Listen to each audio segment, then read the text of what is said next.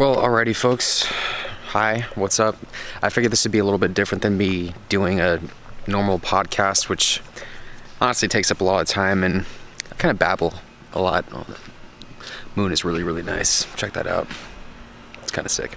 Anyways, I am just finishing up my day, and I thought I would talk a little bit about something that I was thinking about today, which I always kind of do. And I would make this a video rather than just, I guess, well, another podcast. I'll just shut up about that now. So I recently did a trip where I went away, and as many of you may know, I am a individual that suffered from an eating disorder for a large amount of time in my life. I'm somebody that struggles from exercise addiction, and I have struggled from that, I have struggled with that for a long time. And I'm sorry if my face is going really dark right now, but oh well. So I struggled with that for a long time. Now, the way that I thought about my trip, and I'm away from my environment, I'm away from my everyday life, I needed to kind of do something that was going to make me uncomfortable, because this is going to be the title of this video. It's getting comfortable with being uncomfortable. Piss somebody off. It's getting comfortable with being uncomfortable. Now, it doesn't really sound like something you're going to be able to do really easily. That's just the main point. You're not going to be able to do it really easily. So I went away with the intentions of going out and just experiencing whatever I wanted to experience. I kind of put it on my main channel as me doing a food tour, like a food challenge tour or whatever you want to call it, but that's not really what I set out to do. I kind of just really set out to be outside my comfort zone. I set out to be outside of my comfort zone, and I honestly can't really tell you guys what or how powerful it was for me to be able to understand that even as somebody that dealt with severe exercise addiction, severe food restrictions, severe just eating disordered thoughts for such a long time, doing what I did, going out and consuming a massive amount of food every single day and practically sitting on my ass driving in a car, I wasn't able to burn off about all this food that I was eating. And guess what, guys? It didn't make me blow up. I'm still literally the same exact person as I am, or as I was when I left. It was honestly really interesting to me, because I found out that, you know, okay, obviously it's common sense. You're not going to blow up and become 500 pounds just from doing stuff like this. I knew that, but the part of your brain, the part of our brains that tells us that we're going to blow up and be these, you know, huge obese people just because we eat a cookie at our birthday parties or eat a piece of cake or whatever you want to call it, it makes us do things. It makes us think irrationally, and it makes us uncomfortable. So again, in order for me to kind of put myself into a situation where I was going to be uncomfortable, I knew I needed to do that. I knew that doing that would help me to get to a better place. And I know you guys are probably really confused right now, because I'm confused too. I honestly am. I've said this many times before. I honestly don't even understand my eating disorder a lot of times. I mean, you guys are used to seeing me eat 15, 16, 18, 20,000 calories worth of food, and I'm on camera. I mean, I'm doing this as an actor pretty much, and yet when it comes down to my daily life and it's me when I'm not on camera, I feel like I'm forced into structuring my life so radically different, and I can't really tell you guys enough the fact that it's going to be a lifelong struggle for me. And that's just the way I believe in all of this, but that's not really the point. But, you know, if you want to kind of take it into a different light, and I don't want to talk specifically about eating disorders, and, you know, it could be going into many different things, and I'm really, really dark right now, so I apologize, but it can go into so many other things as well. I mean, I talked to many of you who have depression, who have anxiety, especially with anxiety, guys. I've for whatever reason lately, I've been dealing with so much anxiety, and it's it's really hitting me actually a lot more than anything now, even more than my eating disorder thoughts are hitting me.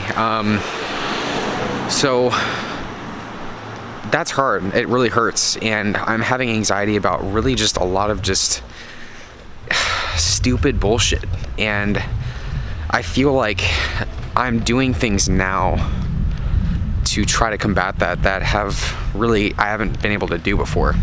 For example, I went to Las Vegas this weekend, or last weekend I should say, and I literally remember being in the car on my way home from this trip and telling myself that when I got this email to go to Vegas that I wasn't gonna go. I told myself as I sat in this car, or I sat in my car, and I was on my way back. I did a 23-hour drive back to San Diego, and I drove home, and I was pissed off because of what had happened. I was pissed off at the reaction I got from somebody that, again, guys, you do stupid shit for people that you love. Let me just put it that way.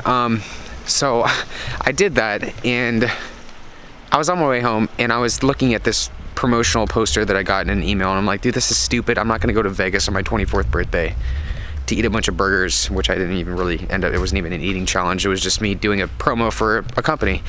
And I had the time of my life, absolute time of my life. And I was put into a situation where I knew I wasn't gonna be comfortable because I was gonna be around people.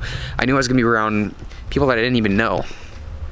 And within that trip as well, I was around people that, I was around people that were completely new to me. I met a girl, and we hit it off, and that wasn't something that I was expecting either. That wasn't something I was comfortable with. But all these situations come up every single day that are going to make us uncomfortable with whatever we're fucking doing.